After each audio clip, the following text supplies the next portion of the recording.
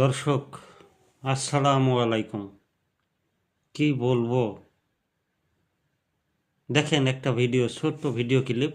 জামাত কর্মীর ভোটের সিল মারার সময় ক্যামেরার সামনে হাতে নাতে ধরা পড়ে ক্যামেরা দেখে দৌড়ে পালালো।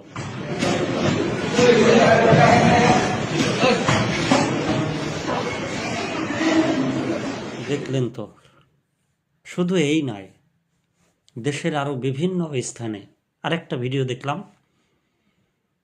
দেলোয়ার হোসেন সাইদি সাহেবের ছেলে সরাসরি ভোট কেন্দ্রে ঢুকে ভোট কাটছেন। সেখানে লোকজন দূর থেকে ভিডিও করে সেই ভিডিও পোস্ট করেছেন।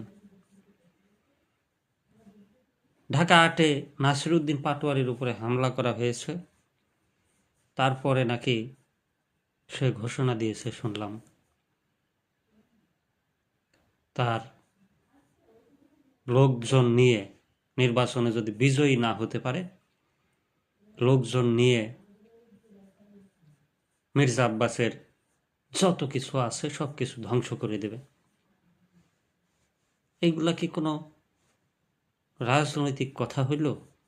তাহলে হা না ভোট আয়োজন করলেন কেন? এটা তো আপনারাই আয়োজন করছিলেন, আপনাদের দাবিতেই তো এই হা না ভোট। এখন জনগণের রায় মেনে না নিয়ে আপনারা নিজেদের গায়ের বল প্রয়োগ করবেন, এটা তো তাহলে হা নার কোনো, আপনাদের কথারই কোনো দাম থাকলো না। তারপরে দর্শক, হাসনাত আবদুল্লার কেন্দ্রে, সেই হাসনাত আবদুল্লার সিটে ট্রাক মার্কা প্রতীকের প্রার্থী বসেই পড়েছেন, নির্বাচনী বর্জন করে দিয়েছেন, তার প্রার্থীকে মারধর করেছেন, আরও নানান রকমের অভিযোগ, টাকা দিয়ে ভোট কেনার অভিযোগ, কেন্দ্রে কেন্দ্রে তার লোককে বের করে দেওয়ার অভিযোগ, এই ধরনের পচা কাজকর্ম করেছেন দেশের বিভিন্ন প্রান্তের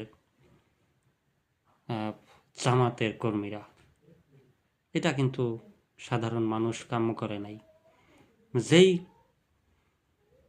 যেই কাজটা প্রতিরোধ করার জন্য আপনারা জনবলের সাহায্য নিয়ে কি করলেন, আপনারা জনবিপ্লব ঘটালেন।